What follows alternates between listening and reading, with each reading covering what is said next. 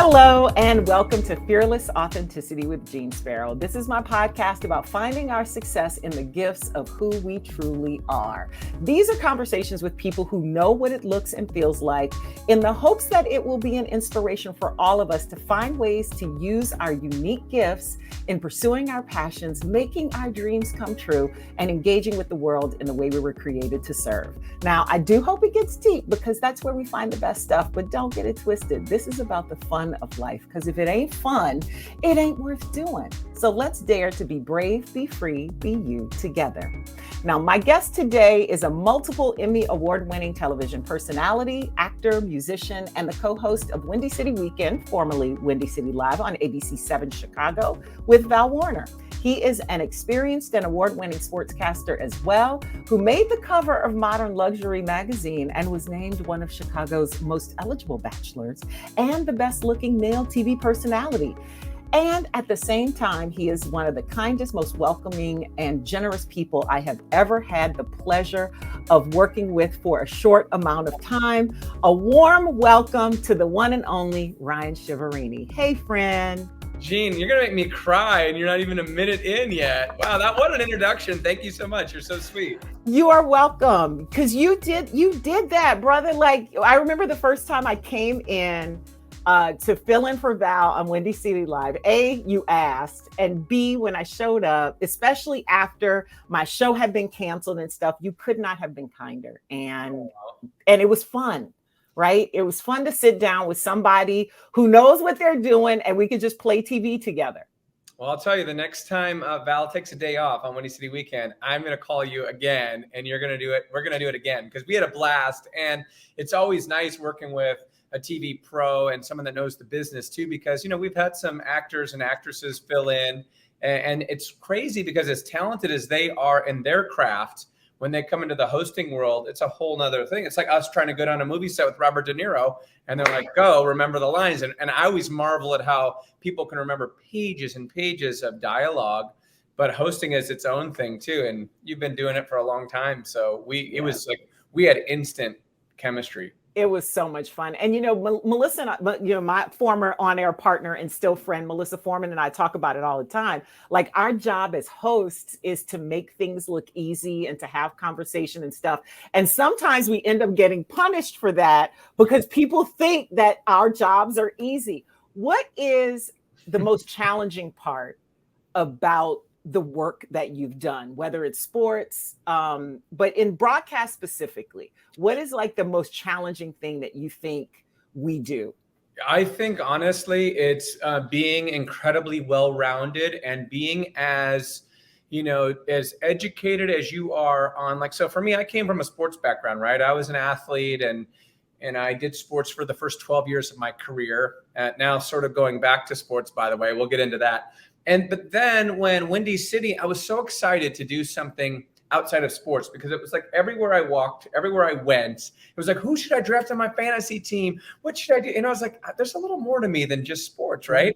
So I always wanted to make the transition, but at the same time, it was the most challenging thing I ever did because no longer are you talking about just like how many touchdowns did this guy score and what's his batting average. Now, I mean, we had John McCain on our show who just had ran for president, you know? And so you're dealing with some of the biggest, you know, figures politically in the world now. And you're dealing with people that are, you know, doing incredible works on the south and west sides in the city. And it's about getting educated on those topics and having the same amount of passion.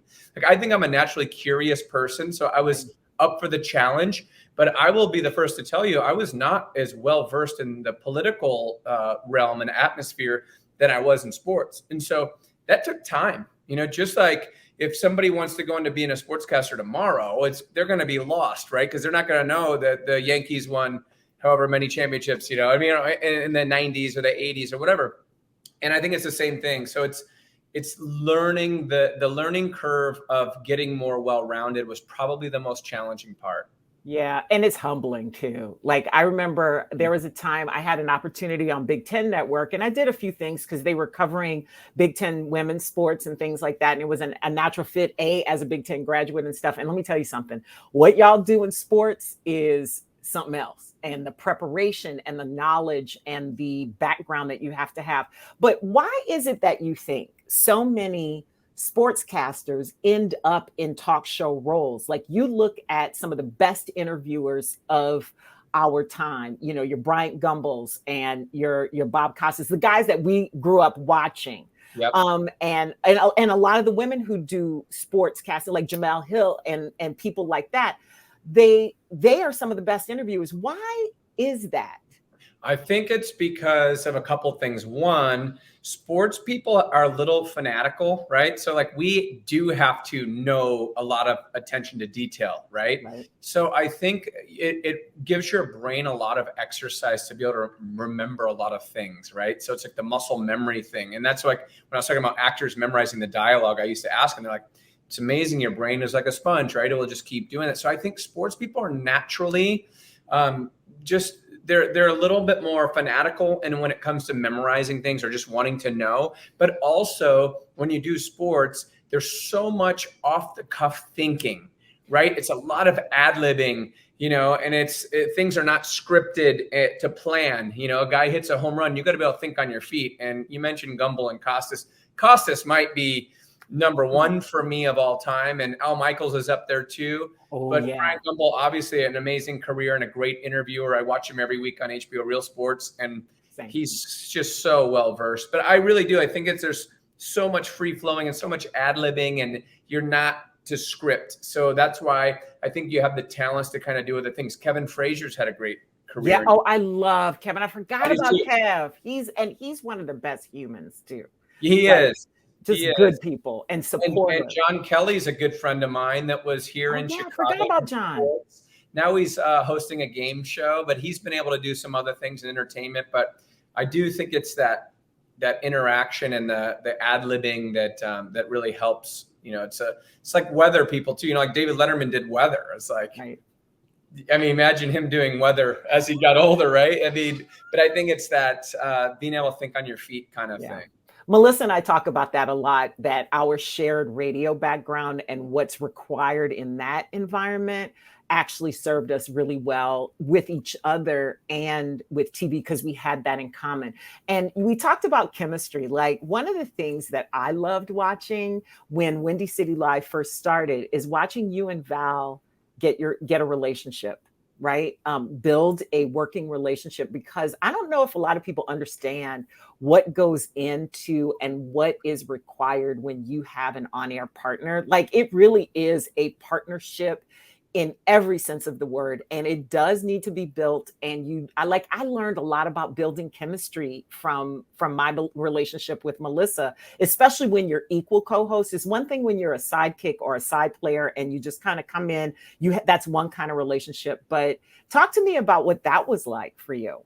You know, it's interesting because in the very beginning of the show, Val and I didn't know each other. I mean, I knew who she was and she knew who I was, and she still gives me grief. I hope she didn't talk about it, about our audition. Did she talk about that? No, she didn't. Okay, so they did a party at the Witt Hotel right across the street from ABC7. They flew in the top 50, you know, basically contestants is what we were, you know. We were, you know, just up for the job, and it felt like we were contestants anyway. And we had a cocktail party because they wanted us to get to know each other before we were going to audition the next day. And Val always tells everybody, Ryan didn't even look at me. He was talking to all these other pretty girls, didn't even look at me. I said, Val, I had a folder and I had the names of the 7 women that I was going to audition with. So naturally, I was trying to meet them. They didn't pair us together in the beginning. But Val always says I never talked to her in the opening party. Yeah. Right? We ended up together, and there was all these candidates, and it was sort of like American Idol. It was like every round you hoped you got a call back. We had 7 minutes with this person you were auditioning with, and I was covering the Bears at the time. So I remember it was a Wednesday. I had to be up at Hallis Hall. So they had me come in really early, and my 7 people, we all went in a row. I had 7 back-to-back, 7 minutes. With 7 different people. It was like speed dating, and you're trying to say different things on the show. That sounds like a nightmare. It was tough. And so you know what I did? I got on Huffington Post the night before, and I looked at all these stories because they wanted like a news story, a pop culture story, and a personal story about yourself. so I remember like printing all these things out on my bed. I had all these things down, and I was thinking, okay, this person, I'd read their bio who I was auditioning with. She was on E for so many years. This might be a good, way to go with this person, and I had them in little folders. I was very organized because I wanted this job really badly. And I remember meeting them, and the next morning I said, hey, I printed some stories if you want to maybe go with these. And everybody was like super receptive. They're like, this is great. Thank you. Meanwhile, Val, she goes into everything. I've learned to admire her just free spirit, because it's just like she goes with the flow.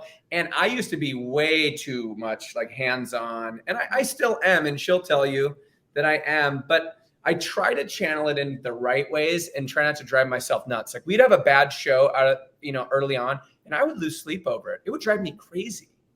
And Val would be like, hey, we got another one tomorrow. Yep. And she credits another anchor teaching her that. So that's a great lesson that she taught me. But getting that chemistry. So like Val and I auditioned together a couple of times. They paired us together, but we didn't know each other. So we were learning like, when does she talk and when do I talk? And you don't want to step on someone, and you don't want to, but at the same time, you're like, well, am I supposed to be driving the show right here, or she? So it took a little bit of time, and God bless Emily Barr and the ABC7 team that let us grow and let us make our mistakes when they were killing us in the paper. Like, oh, this show's going to be done in 6 weeks. ABC's like, no, they're not. We're keeping this show. And can I tell you, as another talent, watching that, it was an interesting lesson in how you build chemistry and how you stick to a show. Because I was like, the premise of this is great. Let's see what they do with it, because everybody has to work out their kinks. Like one of the things Missy and I talk about a lot is how you can have instant chemistry and be a good fit on air, but you still got to work at it. It's just like any relationship. You still have to work at it. And one of the things, and when you hit those rough patches where things aren't going great and you have those things, you have to find a way to work through it. And I remember one of the things I focused on was, okay, this is the thing I love about this person that I'm working with. And that's what I'm going to focus on. That is where that is what our relationship is built on. And we're going to go from there. That is what I'm doing, because if we don't do this, then this fails. Yeah. And I think that Val and I understood, we're both very outgoing, and we both have a lot of the same sort of like charisma. So that helped, because we did have a lot of similarities, even though we were very different too. I mean, obviously she was a single mom at the time, two children. I'm still not married, no kids. Uncle Rai. Uncle Rai. And I do love kids. And I think that she took a liking to the fact that I really was vested in her children early on. Yeah. And her kids to this day call me Uncle Rai. And I do not forget a birthday. I don't miss a graduation.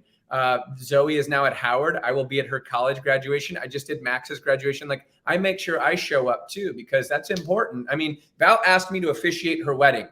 That you can't fake that. Like some TV anchors can fake it and they secretly hate each other. And we've all heard about stories like that. And it's funny because people, when I go in the city, they'll say, I can tell you guys really like each other. Yep. And that you can't, after 2,000 shows, you can't fake it. It's like, it's going to come out, So I think that the chemistry, it took a little time just to get to know each other and to know, how to set the other one up. Like sometimes it wasn't about the slam dunk. It was about the assist. Yeah. So if you set your co-host up for like the great punchline or the great joke, it's kind of nice to just lob it up and let the other person dunk it once in a while too. It's like, once we realized we don't need to be the star, that we both help each other in this, and we're making each other better. I have certain strengths and she has certain strengths, and together is where I mean, as great as Jordan was, and I'm not saying neither one of us are Jordan, but Scottie Pippen doesn't get the credit that he should get. And Scottie will tell you that that doesn't make him very happy after you watch The Last Dance. But the point is, I don't know if Jordan wins 6 championships without Scottie. In fact, I don't think he does. You got to play your position.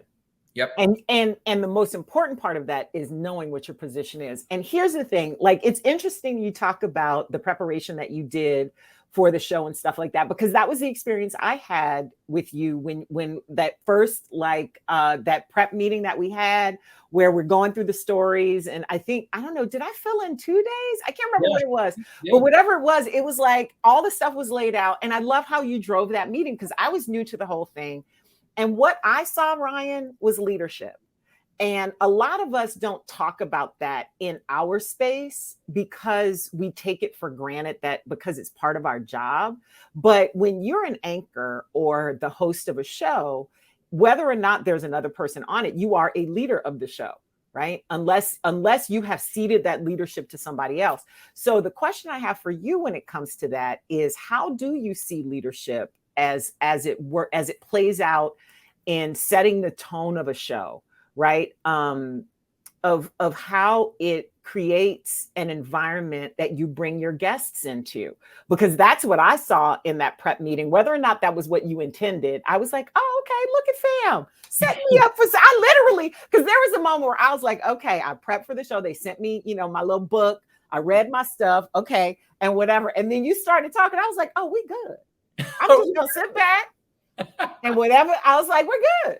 Yeah, I to use another sports analogy, I just think that I think that you got to look at a talk show. The host is the quarterback of the show, right? And in our case, we had 2 quarterbacks, and we can both throw the ball and we can both run.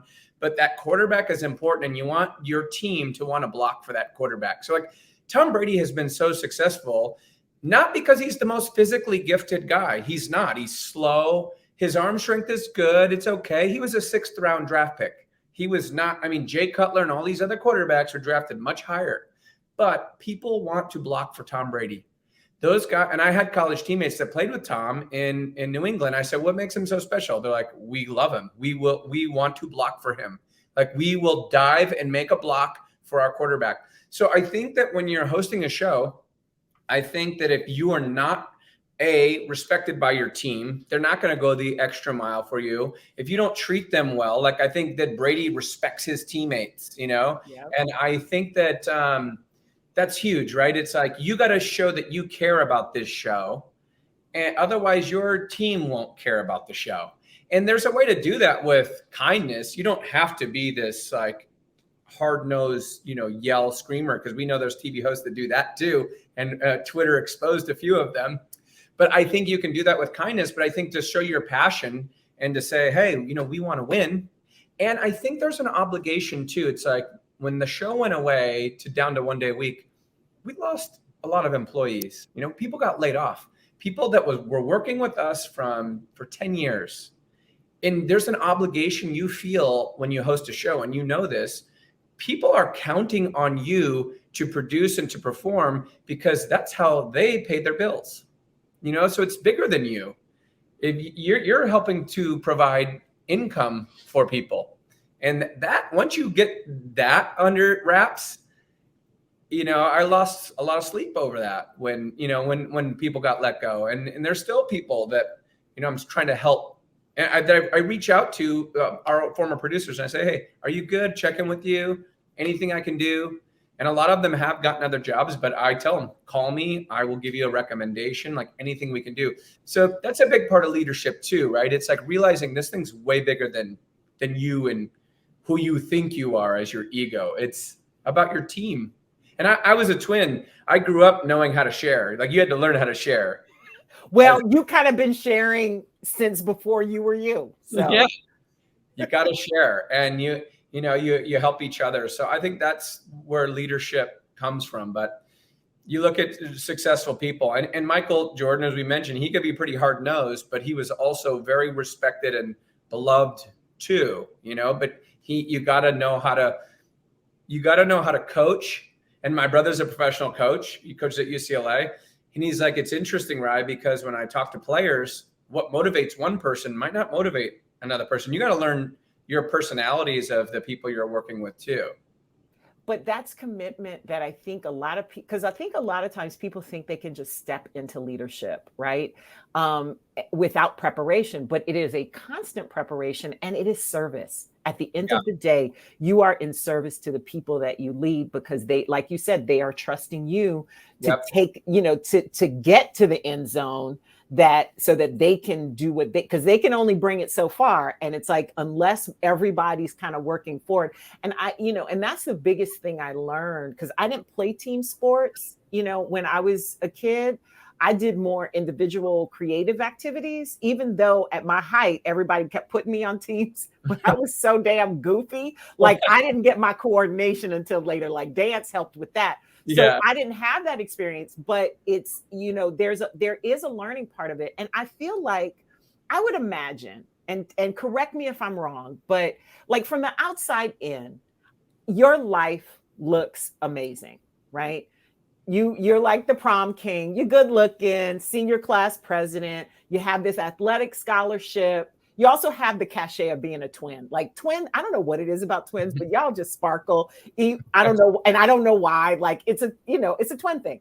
But your twin brother plays professional sports and then moves on to coach in what is that, Pac-10 Yes. at UCLA. Big time things. But in between the things that people see on the outside, there's a lot of stuff that goes up and down. What have been, you think, your biggest challenges, especially in this so-called perfect life, right? Enviable life. Because a lot of people envy or not envy, but admire what we do. Some people might envy, I don't know. But a lot of people think it's like glamorous and fun and don't realize what goes into it and the sacrifices. So talk to me about the challenges, disappointments, maybe outright failures, and your bounce backs. Like, what's your strategy to keep on moving forward? Because clearly your commitment is there. Yeah. So I think that the early obstacles in life is what drove my twin and I to get to where we are, because it's funny that you mentioned that, because I do a lot of public speaking, schools to groups. I'm involved with a group called I Am a Gentleman. Are you familiar? Yes. African-American group that helps give suits to young Black men and help them go on job interviews. So why are they they don't hire, I do it for free, but why do they ask this white guy to speak to all these African-American young kids? And I love doing it. And I share my story. And I always tell them, when I get on stage, and I'm the only white person sometimes in this room, and I always say, hey, everybody, I'm Ryan Chiaverini from Windy City Live. You're probably wondering what I'm doing here, but I want you to know that I have far more in common with you than you think. Because you see me right now on this stage, there are thoughts processing in your brain right now, right? Everybody's looking at me. I'm dressed in a nice suit. I have nice shoes on. But for me, it wasn't like that growing up at all. For me, my parents divorced when I was very, very young. My mom was an addict her whole life, most of my life.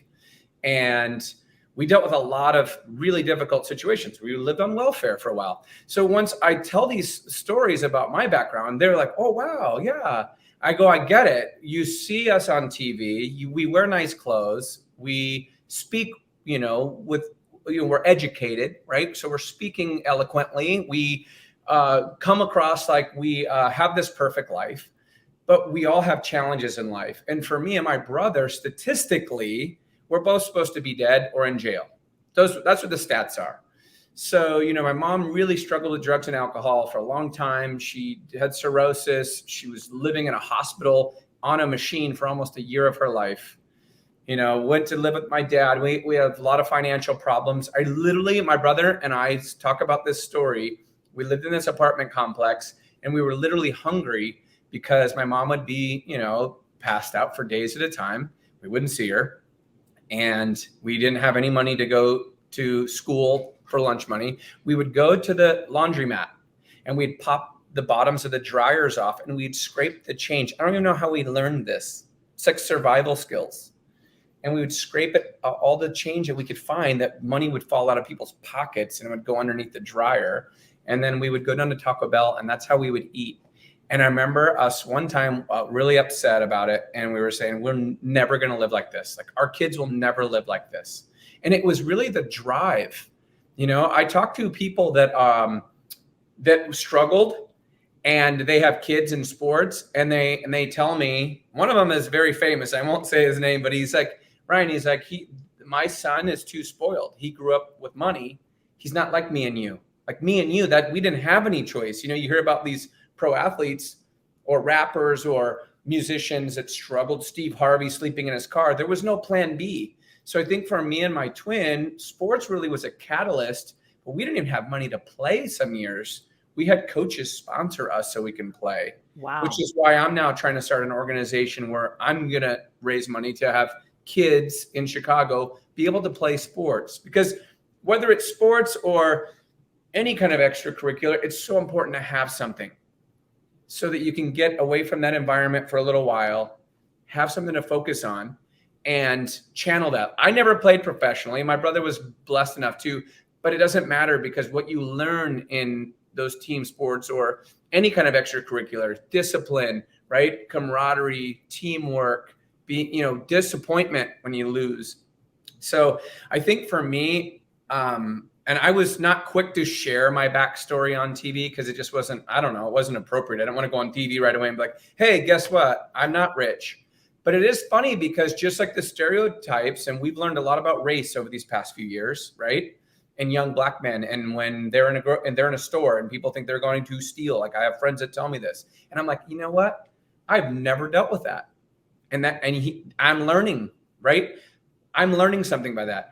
But at the same time, I will say it's funny because the stereotypes, and it's far, far worse for that, but stereotypes go every direction, right? So like people look at me, they're like, your life's perfect, you're spoiled, you have white privilege, you this and that. And I said, I get that. I will never understand the struggle of other races, but I have struggled with my own personal family life, right? And things weren't just handed to me, but it created my drive. And I always tell people this, and I tell this at the I'm a Gentleman, you can't wait for life to get fair, because the world's not going to be fair. What you do is you got to control what you can control, and you got to keep grinding, and you're going to get no's, and you're going to get people that are not going to hire you for whatever reason. You got to keep pushing, because if you just sit around and you feel sorry for yourself, or you wait for the world to get fair, it's never going to happen. Like, we've come a long way, but we're never going to be where we should be. There is so much to unpack there, as the kids say. What do you think is the thing that, like, are there moments when you do, because you are so relentlessly positive every time I've encountered you, like even when the show got canceled, and I remember reaching out because I know how that feels, and the texts that we had during that time and the conversations that we had as the show was ending, you were relentlessly positive, even though you were disappointed and hurt and all the emotions that go along with that. And a lot of times people are like, oh, you'll get another job. You're fine. You're, whatever. So I know that reaction as well. But I remember thinking the hope was still always there. Is that the thing that gives you the drive, the hope part of it? Like, and when you do get down, how do you get yourself out of it? Because it's easy to get stuck there, even from somebody like me who is just as relentlessly like when I tell people I have a hard time and I get stuck, they're always like, really? You? Yeah, because there's a whole process that I have to go through. Do you have a process for that? I think faith is important. Whatever you believe in, whatever people believe in, you have to have some faith, and you have to believe there is something else coming. Because if I had $1 for the number of people who said, oh, when one door closes, another door opens, I got tired of that phrase, because I was thinking, well, this door's closing. I'm waiting for the other door to open. It's hard. I mean, I have bad days too. I think I force myself to be positive. I think it's good to, have a workout. Like for me, I like to get some sweat going, get some endorphins going, but faith and prayer helps for me. And knowing it could always be worse, right? It's like no matter how good or bad your situation is, there's always something else going on. And so I remember when the show was ending, everywhere I went in the city, people were talking to me about it. And some days it was hard to like, go, man, this is depressing. But then guess what? I look over and I watch someone else doing their job, whatever their job is, whether it's being behind a counter, hospitality, whether it's my maintenance people in my building who are fantastic, but obviously work really hard and don't get paid nearly as much money, right, as they should. So I think it's perspective, right? It's like, or we all have had friends or family members. I lost a brother to suicide and I've lost a mom to cancer. So this is not terminal cancer, because that once you have a health scare or you lose somebody, it puts things in such different perspective. And sometimes you have to remind yourself of that, right? So just like everybody else, as positive as I am, I have tough days too, but I have to always believe, listen, put it in perspective. I was very proud of the 10 years we had on the show. And I still like to believe that my best days are ahead of me. Like there's other things that are going to happen that are going to excite me, and I'm still searching for some of that. I am doing sports for ABC, which I'm happy about. And I want to try to own that in a different way, to try to use my personality to really excel in that and do it a little bit differently. So I'm excited about that. But is that it for me? I hope not. I don't think so. And I think that's it. Because thoughts become things. I'm a big believer in The Secret. Have you read that? Yes. Law of attraction. Actually, I should have started with that because it's everything. It's like your mindset. Thoughts become things. Everybody knows this phrase, when it rains, it pours, right? Because when something bad happens, then you're like, oh, geez, what else is going to go wrong today? Then you get a parking ticket. Oh, you got to be kidding me. So that whole phrase comes from the law of attraction. But if you stop yourself from being negative and you start speaking positive things, it happens. It just does. And if somebody can totally buy into it, I always tell people, I bought so many people that book. And I'm like, read this book. Stop being negative. Because you do know those people that are negative and everything bad happens to that person. Yep. You are bringing it on yourself. Right. And the thing is coming from where you come from, where there are a lot of things that happened in your life that you didn't ask for. That's a really powerful place to be. My dad, I can't remember if it was my dad or my mom who used to say, the grass is greenest where you water it. So if you are watering the negative things, if you are focused on, and here's the thing, we all have that. And it's like, okay, I got to deal with that, but then let me put my focus on something else. And that sounds like, to me, that's what The Secret always was. And I was just kind of like, that ain't no secret. My mama told me that. You know what I mean? I was like, but it is very easy to get caught in it. And it's that stuck. That's the reason why I ask everybody, like, what do you do when you get stuck? Because I have learned, and sometimes you don't even realize when you're stuck. And that's the scary piece, is how seductive that can be to get in that place and say, this is just where I am right now. Now, here's a question I have for you. When it comes to your career, especially as you embark on this next, you've done this wonderful, wonderful thing and have this wonderful legacy that you've given the city, and you're looking for the next thing, and you still think your best days are ahead of you, and they are. When did you know that this was the thing that you were supposed to do? You mean TV hosting or just TV in general? Whatever it is that, because I feel like you're meant, well, you know what? Let me change that question then, Ryan. I feel like you are doing what you're meant to do, talking to people and using your platform in all the different ways that you do as a host primarily, because I feel like you hit your stride. Because I remember meeting you when you were a sportscaster, and you were good, but I think you're a better host.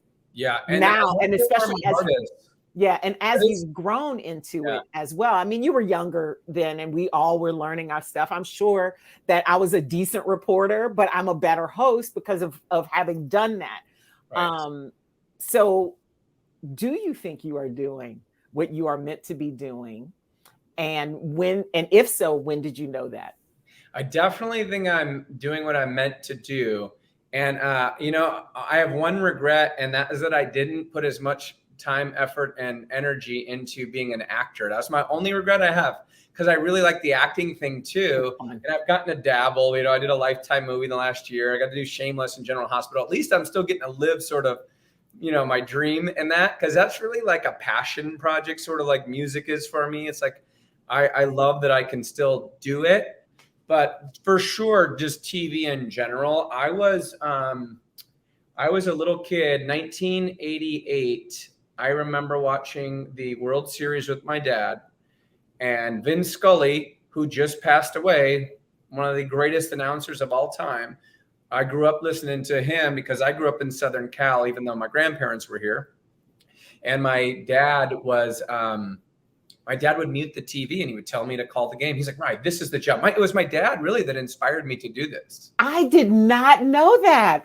This is one story of yours I haven't heard. Yeah. Well, I haven't told this one much, to be honest. My dad, he's a sports fanatic. We were playing youth sports. My twin brother was always just the best athlete in the state. I was a good athlete. He was the All-American. He could run the fastest, jump the highest. I was the guy that had to work a little harder to get to those standards. So we kind of always knew my brother was going to do really big things in sports.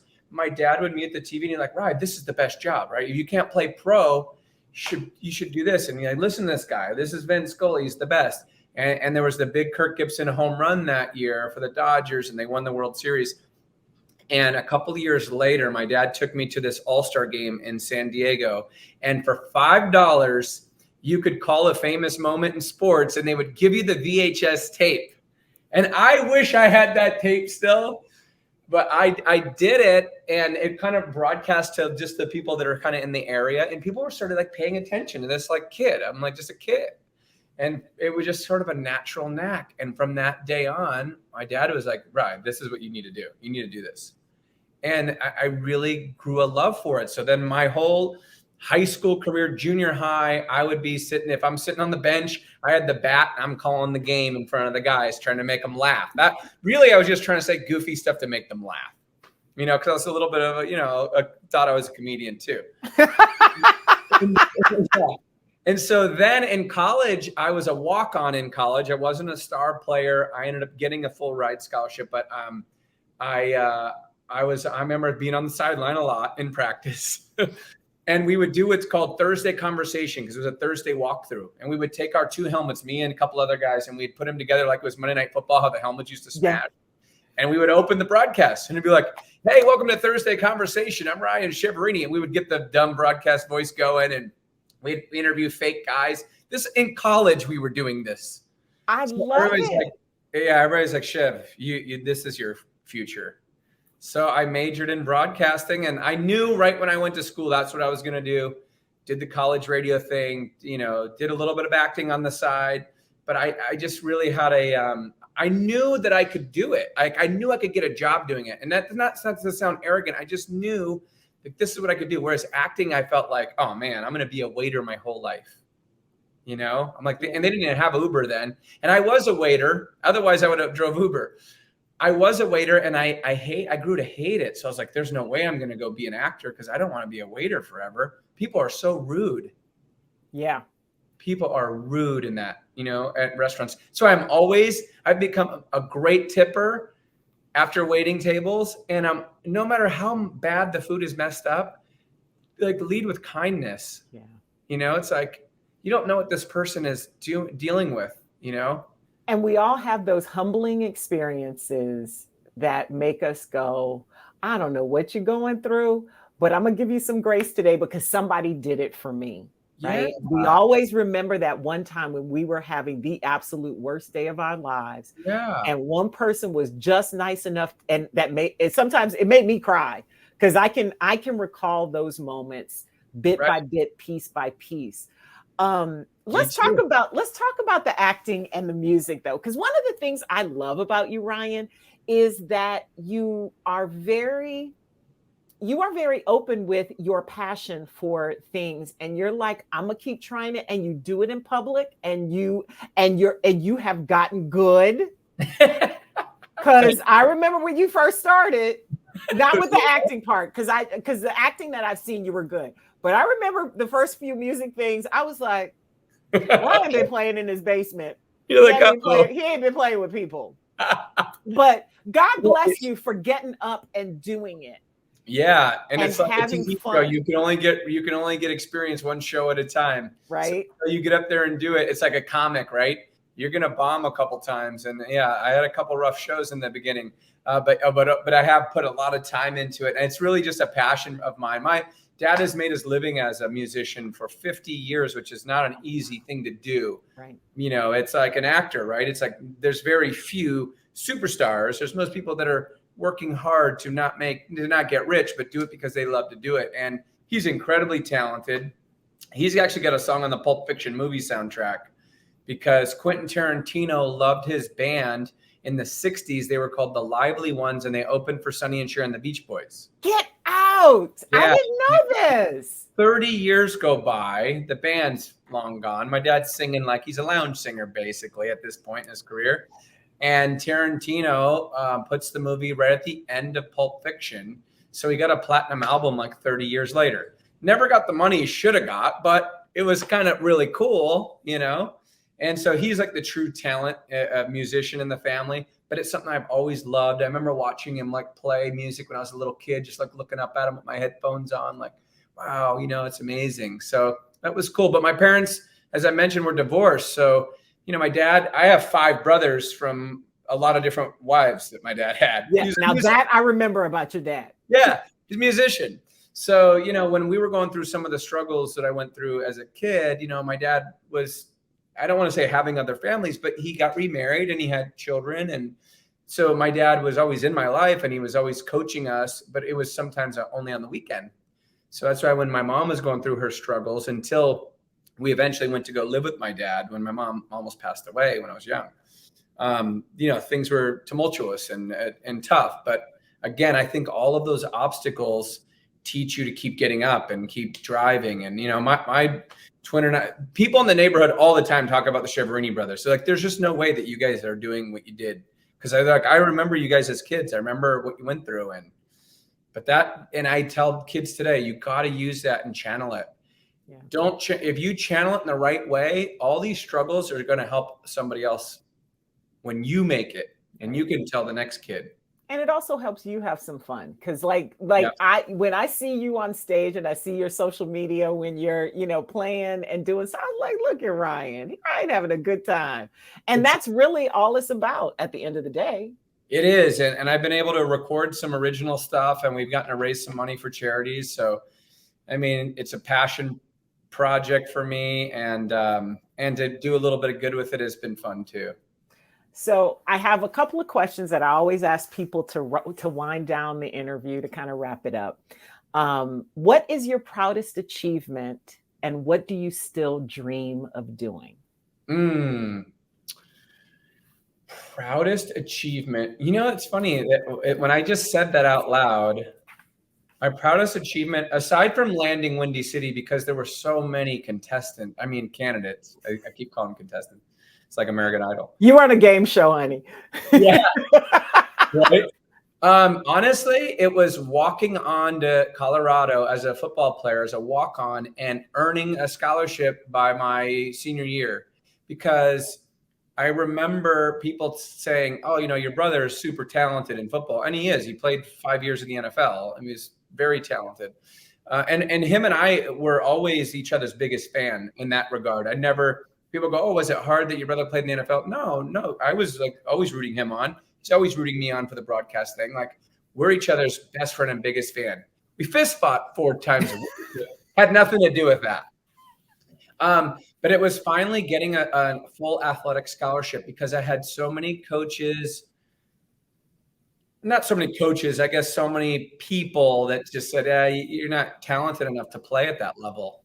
And if I would have listened to them, I would have never had the courage to walk on. And initially I didn't go to Colorado right away. My brother got a scholarship. He could have played anywhere in the whole country. Colorado at that time was one of the top teams in the nation. And my brother and I were apart for the first time in our life. And twins being separated for the first time in their life is really, really strange. You know, we were homesick from each other, even though we had those fist fights. We still missed each other. And it was my brother calling me from Colorado. And I joke with him now. I was like, you were only calling me, telling me to walk on because you were lonely. He's like, yeah, pretty much. But he was like, Ryan, you could play here. He's like, you got to walk on. You can play here. I'm like, bro, I don't know, man. I went to one of those practices. Those guys are fast and big and strong, and I'm not sure. So I didn't go to Colorado right away. I ended up going to a junior college, finally got the courage to walk on, made the team, was Rudy for the first 2 years, getting my head beat in, which probably explains a lot about my memory. And then I got a scholarship. I played in every game of the season. And the day that Gary Barnett told me he was putting me on full athletic scholarship I cried. It was an amazing achievement. And I still think about that. And I recently talked to Gary about it, my former coach, who coached at Northwestern. Yeah. I recently surprised him. They surprised me with him on the show. And we talked about that. I missed that one. Now, what do you still dream? Wait, go ahead. And he goes, I should have made you team captain your senior year. And I was like, oh yeah. So it was cool because when you have someone tell you, it's like being like, I know we keep referencing Jordan, so let's use a different athlete, but imagine being somebody's brother, a famous athlete. Imagine being like Tom Brady's brother, And so it's like your whole life, like I had my own thing going and everything was great, but athletically, I wanted to be as great as my brother was. I was always his fan, but I always had people going, oh, no, he's not as good as his brother. Oh, no, he can't play at that level. But I did have a coach say that you should probably play at a smaller school.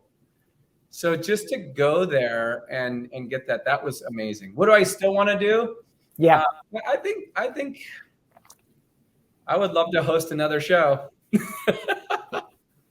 Yeah, once you do it, man, it's like, but the thing is then you get to the point. I don't know if you're at this age yet, but for me, it's like, okay, under only specific circumstances, there would be so many caveats in that contract for me, but I hope you do get to. Yeah, well, and that's the thing is like I was very blessed when the show ended. My phone was ringing a lot.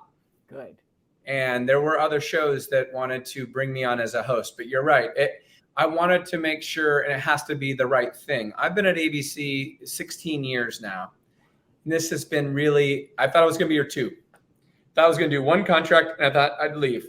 But here I am, 16 years. And so sometimes the best move is no move at all. And the fact that they love me at ABC, they want me to be the long-term guy at the time, whenever that comes, I think they want me to stay in sports and really keep rising. So I got to be smart about what the next chapter is.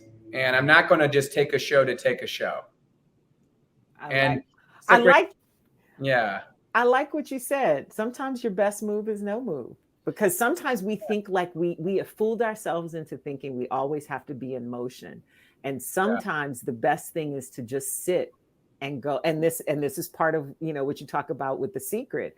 If you're attracting it, you don't have to chase it. It's coming. Right. That's right. So I'm going to continue to have faith. I'm going to continue to pray. I'm going to continue to be positive. And what's supposed to happen, I have to believe that it is going to happen, and that's kind of how I'm living my life right now, because I used to try to control everything. I spent my 20s, Jeanne, not as happy as I should have been. I spent my 20s grinding so hard, working so hard, all the nights, weekends, holidays, which I didn't have a choice. I worked 12 straight Christmases doing sports, and I didn't really get to look up and really enjoy it. It was when I got in my 30s, I really understood that the journey is just as important as the destination, right? The people that I've gotten to meet in the 10 years of Windy City, I don't know if I'll ever have how unique that was for 10 years, because I was at a certain age and everything was new and I was meeting so many people and experiencing things for the first time. And you were still kind of wide-eyed a bit. And it was a really special time, but I really enjoyed it too. And I enjoyed all the guests that we had on, and the stars that we had on, replacing Oprah. I don't know if we're going to be able to do that again ever in my life, but I think that just enjoying that journey, that's what we all need to do. I love it. All right. The last question I always ask everybody, because I do believe that who we are as individuals is the gift. And I think this conversation proves that once again. It always does. It never fails me. And it's also the root of our success. When do you feel, Ryan, that you are at your best, truest, most authentic expression of you? Ooh, that's a deep one, Oprah. Coach right here. Do I need to lay down on this? Huh. Honestly, when I am in Southern California with my dad, because he's always going to just look at me as me, right? Like, I'm not TV guy, Ryan. He loves coming here and seeing TV because he's not used to it. So when he walks around Chicago and, people are coming up wanting to, he loves it. He's such a proud dad. But honestly, it's like when I'm just in Southern Cal, hanging with my dad at his house, backyard, having a beer with my dad and just talking about life. Because he always says, gosh, I wish I could be 20 again. And he's always like, enjoy your life because it goes so fast. Like, he's like, you blink and you're going to be, my dad just turned 80. And my dad is as sharp as he thinks he's 40. So, but my truest authentic self, because it's like, we can sit around, eat fast food. I can get a little belly while I'm home and just watch movies. We stay up late. We play music together, but it's just like, there's no distractions. I don't really see other people when I'm there. I spend all my time with him and his wife, Patty, which is now my stepmom. But honestly, when you say those words, that's probably the first thing that pops in my head, right? Because when you're around family, you're still taking the garbage out. Listen, and you have rules to follow still. Yeah. Even no matter pool. This is fact. I clean the pool. I take the trash out. He's like, Ryan, we got to look at the ceiling here. There's a little wet mark. My old school Italian. I just work when I'm home, so I have no choice. I don't think I have much of an ego anyway, but there's no ego when you go to my dad's house. You're hanging Christmas lights. I mean, whatever he needs done, that's what you're doing. So it's like, it's like TV never happened. The thing I love about that, Ryan, is how you light up when you talk about your dad. Yeah. And you know how I feel about mine, even though now I'm going to make myself cry. Savor these moments, Ryan. Savor them. Yeah. I learned that. My mom only got 64 years. So yeah. I learned that. And it's the hardest thing about this life is knowing you don't have your loved ones forever. My brother was only 20. Right. And going through those things, it makes you realize what's really important in life, right? And it makes you thankful, and it makes you go, you know what? Yeah, I had a great run on the show and I lost the show, but guess what? I still have my health. I have my life. I have other loved ones around me. And so I think that when you go through loss, you can't truly appreciate what you have. And being positive, unfortunately, is part of that, right? So it's like when you lose somebody and then you grieve and you go through that downtime, and everybody goes through it. I went through that. I mean, I was off the air for over a month when my brother died, and I didn't talk about it for 10 years. I didn't want to speak about it. But when I finally did, and I finally opened up about it on the show, and now I've become a big advocate for mental health, and helping others is a great way to help yourself, right? It's cathartic. So I think for me, it's important for me to be active in the community. It's important for me to speak out at the Out of the Darkness walk for American Foundation for Suicide Prevention. Those types of things are helping others, but it's helping yourself too. It really is. It does. It goes both ways. Thank you so much, Ryan. This has been a wonderful treat to talk to you this long, interrupted about not work. Exactly.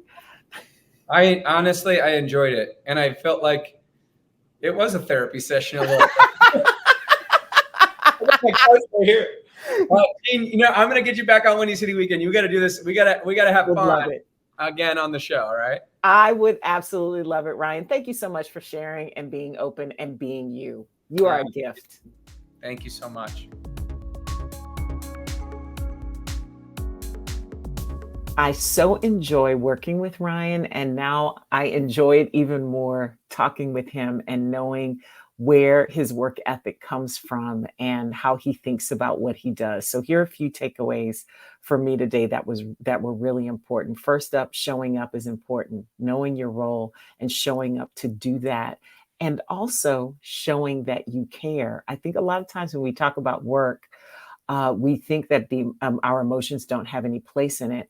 But when you talk about showing that you care about what you're doing together with your team, then the team cares even more because it sort of feeds each other, right?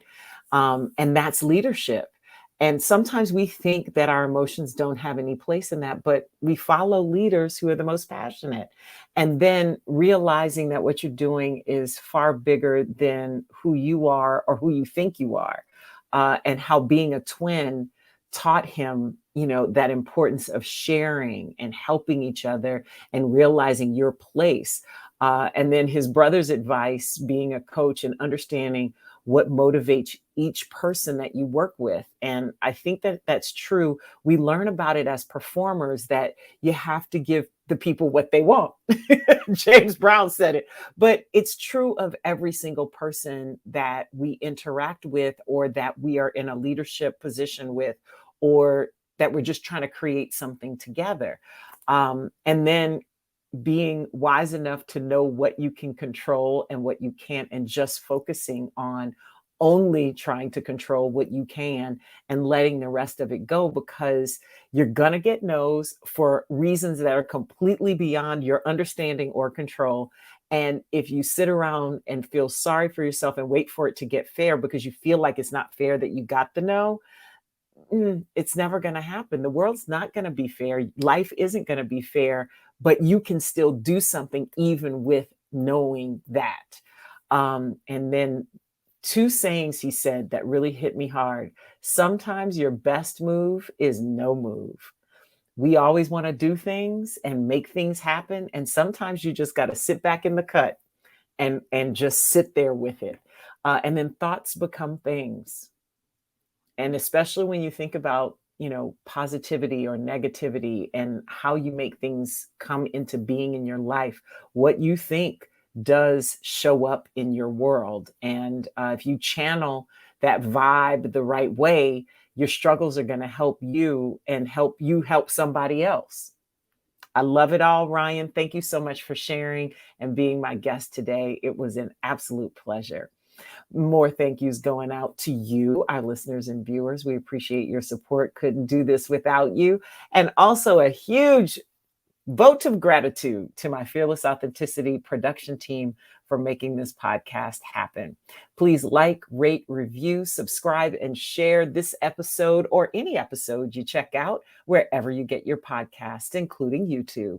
I'd also love to have you join my community. You can follow me on social at JM Sparrow and drop me your comments, your questions, your thoughts, your suggestions. I want to hear them all.